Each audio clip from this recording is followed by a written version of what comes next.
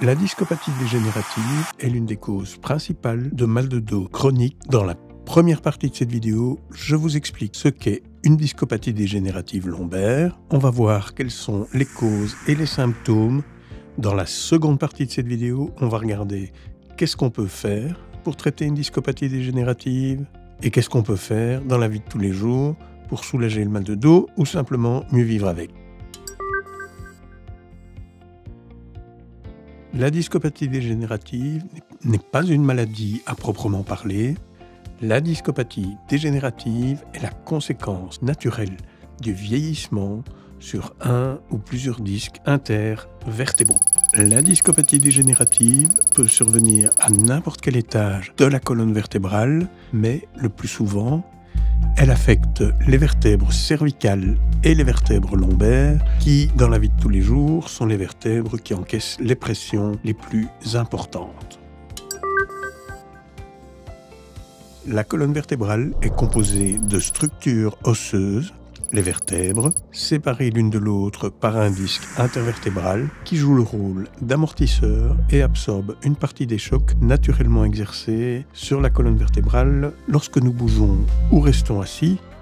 L'ensemble des disques intervertébraux procure souplesse et flexibilité à la colonne vertébrale, permettant d'effectuer des flexions, des torsions et d'éviter que les os ne se touchent, du moins jusqu'à un certain âge, à partir duquel les choses commencent à se compliquer de manière plus ou moins importante pour certains d'entre nous. La discopathie dégénérative est un problème qui survient en général au-delà de 40 ans, en fonction du style de vie et des activités professionnelles de chacun.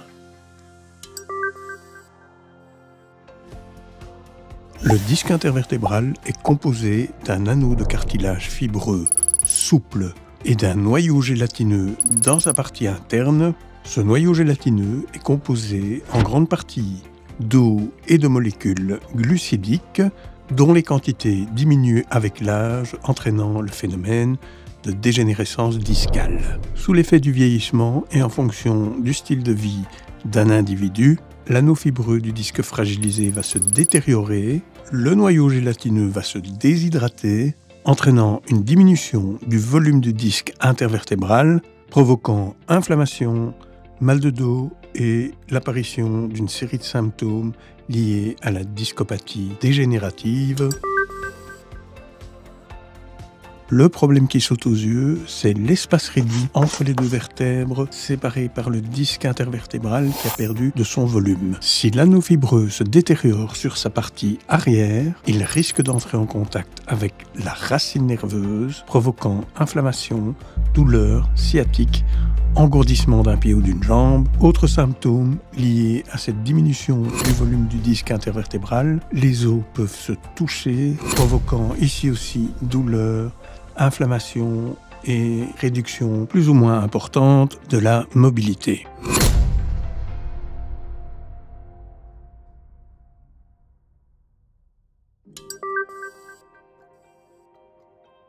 L'organisme sent que quelque chose ne tourne plus rond et essaie de se protéger en faisant littéralement pousser des os sur les os pour éviter le contact entre les deux vertèbres. Ce sont les fameux ostéophytes, aussi connus sous le nom de bec de perroquet, qui vont à leur tour causer de l'inflammation et provoquer le mal de dos, surtout s'ils se trouvent à proximité d'une racine nerveuse avec laquelle ils risquent de rentrer en contact parce que ça fait mal. En plus du mal de dos, on va être confronté à une sciatique.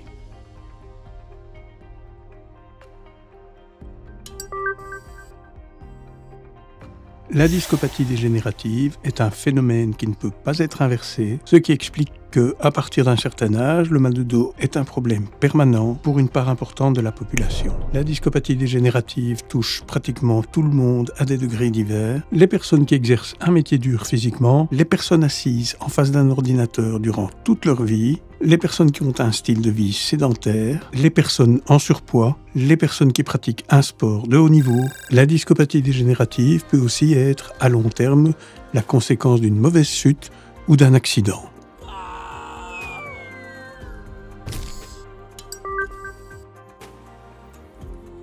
Il ne faut malheureusement pas s'attendre à guérir, ni espérer que le disque intervertébral ne retrouve son état initial une discopathie dégénérative, ça ne s'inverse pas. Dans la plupart des cas, la situation se stabilise et le traitement conventionnel consiste finalement à aider le patient à vivre avec. Une fois le diagnostic posé sur base d'une IRM, le patient se verra prescrire des antidouleurs et anti-inflammatoires pour gérer le mal de dos et des séances de kiné au cours desquelles il apprendra des exercices à faire tous les jours à la maison pour faire travailler les muscles du dos et préserver sa mobilité. Il faudra également réapprendre certains gestes de la vie de tous les jours, comment se baisser, comment soulever un objet, comment bien s'asseoir, pour éviter qu'un mal de dos chronique ne se transforme en handicap sévère. Le reste est une question de bon sens. Quand on a une discopathie dégénérative et qu'on souffre de mal de dos chronique, il faut se préserver,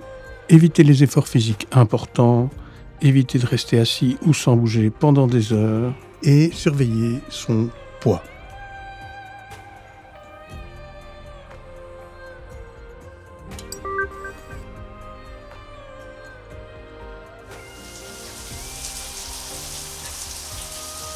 Pour soulager le mal de dos, tout ce qui est massage fonctionne plus ou moins. Malheureusement, les effets bénéfiques s'arrêtent dès que la séance de massage est terminée. Avec l'eau chaude et la douche du matin, c'est différent.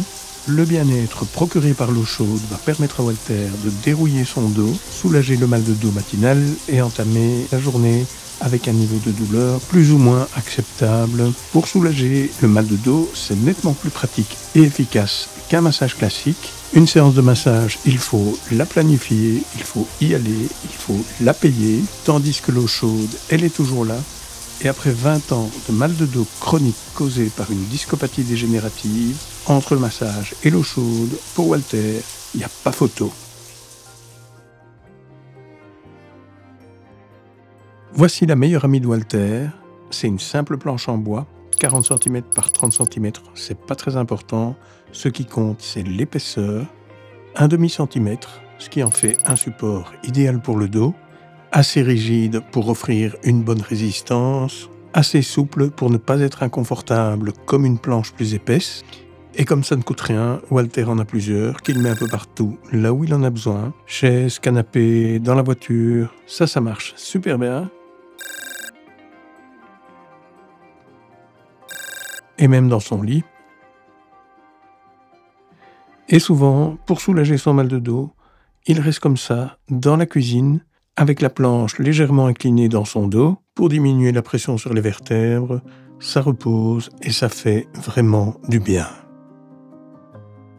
La marche est une excellente activité pour le dos, et s'il y a une chose que vous devez retenir de cette vidéo, c'est que si vous souffrez de mal de dos à cause d'une discopathie dégénérative, la dernière chose à faire, c'est de rester sans bouger. Plus vous restez sans bouger, plus vous aurez mal de dos, et plus vous aurez mal de dos, au moins vous aurez envie de bouger. C'est un cercle vicieux dans lequel il faut absolument éviter de tomber. Discopathie dégénérative ou pas, on bouge gentiment, mais on bouge. Voilà, maintenant c'est à vous. C'est quoi votre truc pour soulager votre mal de dos? Partagez-le dans les commentaires, et moi je vous dis à bientôt.